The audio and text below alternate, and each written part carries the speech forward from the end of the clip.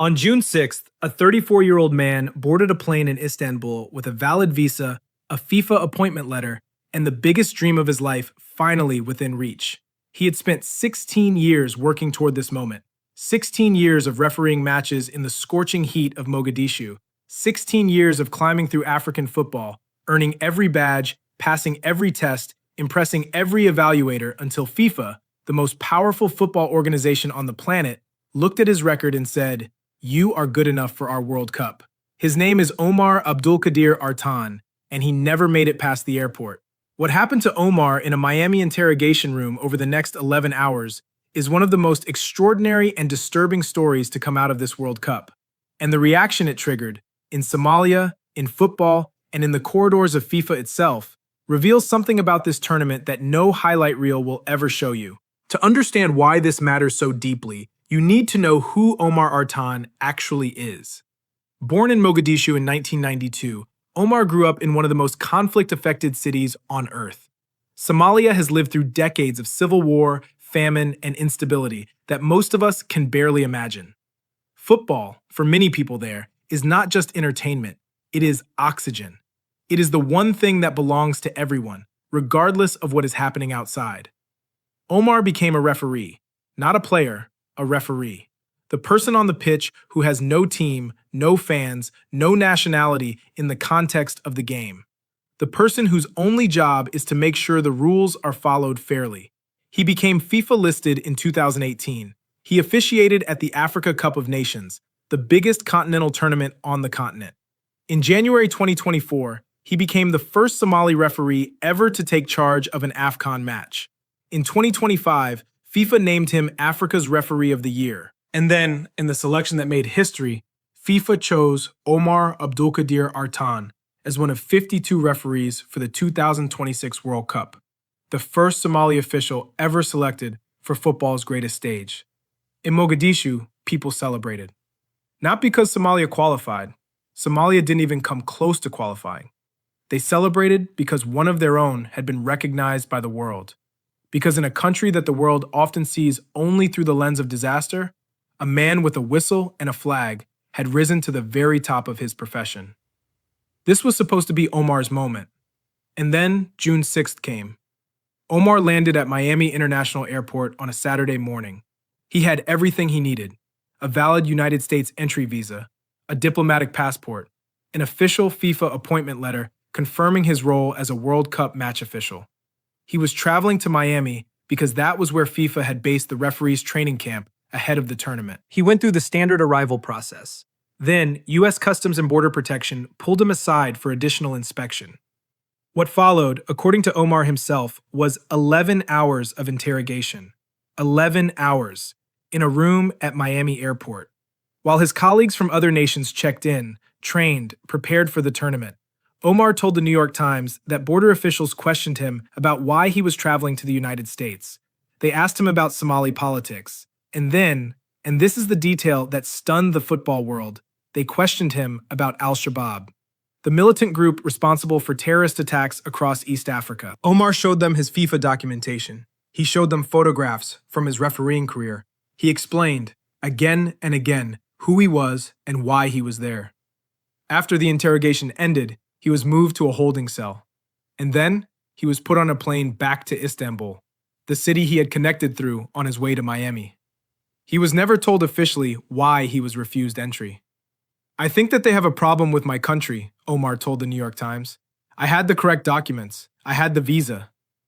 The official U.S. government response came in stages, and each stage made the story worse. First, U.S. Customs and Border Protection released a statement saying Omar had been determined to be inadmissible due to vetting concerns. No further details, no specifics, vetting concerns. Then Andrew Giuliani, the executive director of the White House FIFA task force, the man specifically appointed to help run this tournament, went on BBC World Service and said there was a very good reason for Omar's denial. He said the referee had been refused entry because of his association with suspected members of terrorist organizations. He gave no names, no evidence, no details, just the accusation, delivered on international radio against a man who was already on a plane home having been stripped of his World Cup. Omar denied it completely. His government denied it. The Somali Football Federation denied it. Not a single piece of public evidence has been produced to support the claim. And FIFA?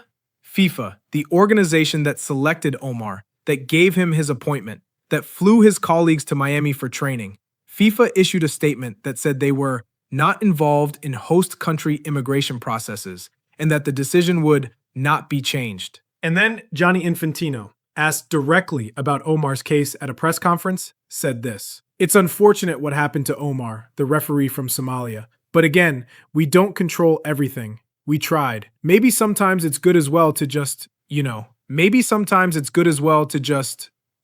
read that again. A man spent 16 years becoming Africa's best referee. FIFA chose him for the World Cup. He flew to Miami with a valid visa. He was held for 11 hours, accused of terrorism, sent home. And the president of FIFA, the man who runs the organization that put him on that plane, told the world that maybe it's good. But Omar's story, as extraordinary as it is not the only one. Iraq's star forward, Aymen Hussein, the captain of his national team, one of the most important players at this tournament, was detained at Chicago's O'Hare International Airport for 7 hours on his way to the World Cup.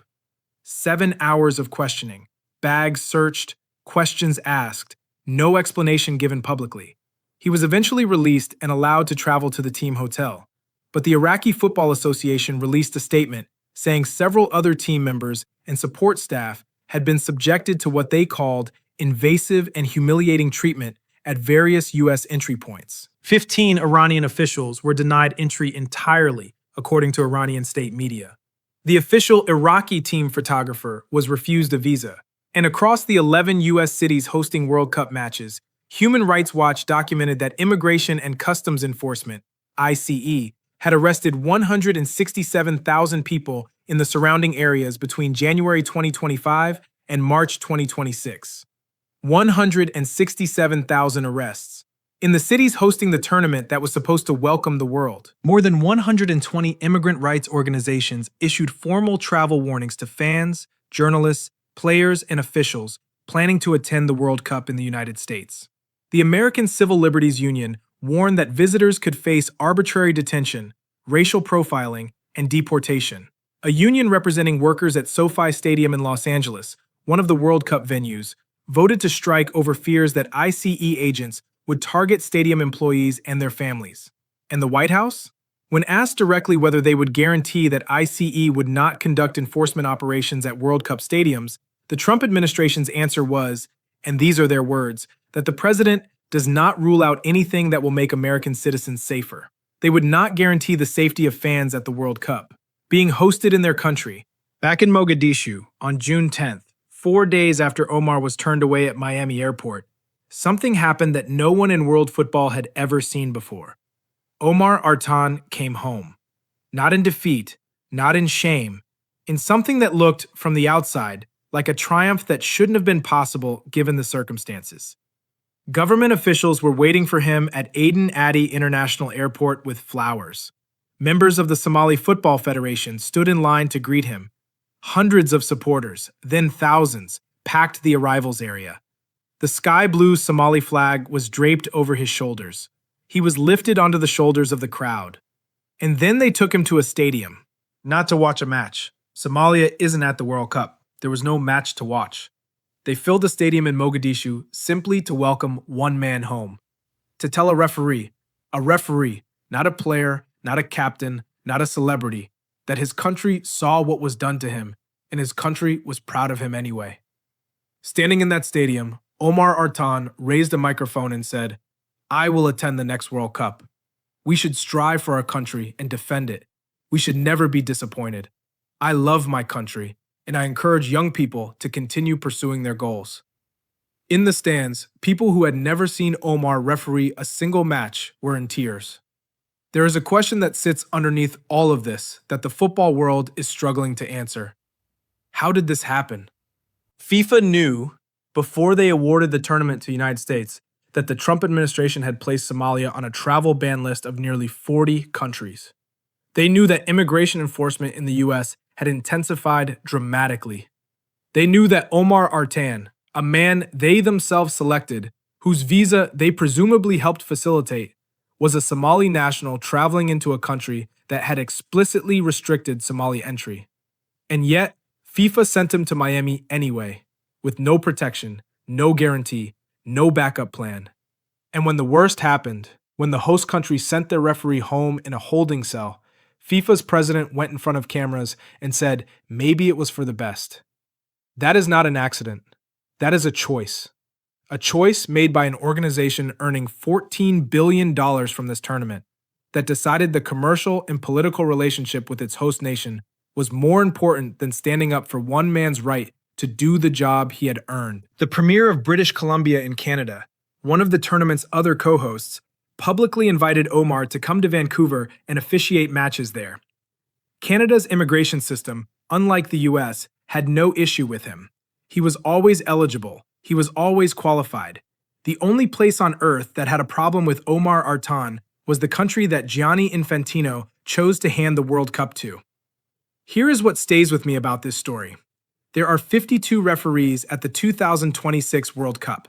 51 of them are doing their jobs right now, running the lines, studying match footage, preparing for the biggest assignments of their careers. They will referee games watched by hundreds of millions of people. Their names will become part of football history. Omar Artan's name will also become part of football history, not for a decision he made on a pitch, for what a government decided about him in an interrogation room, for what FIFA decided to say and not say when it mattered most, and for what 10,000 people in Mogadishu decided to do when their man came home. They filled the stadium for a referee, in a country where football has had to survive everything the world could throw at it. And at the actual World Cup, 3,000 miles away, the seats in some stadiums were empty. So I want to leave you with the question that has been in my head since this story broke. FIFA chose Omar Artan. FIFA vetted Omar Artan. FIFA gave Omar Artan a visa letter and put him on a plane to Miami. And when the United States government sent him home without a single piece of public evidence, FIFA said, maybe it's for the best. If FIFA cannot protect the officials they themselves selected from the immigration policies of the host country they themselves chose, what exactly does FIFA's guarantee mean to anyone? To the players? To the staff? To the fans who are still traveling to these stadiums, not knowing whether an ICE agent will be waiting outside? And if the answer is that FIFA's guarantee means nothing when it conflicts with the political interests of a host nation, then who's running football? FIFA? Or whoever is writing the biggest check? Drop your answer below and subscribe, because this World Cup is producing more stories off the pitch than on it, and we are just getting started.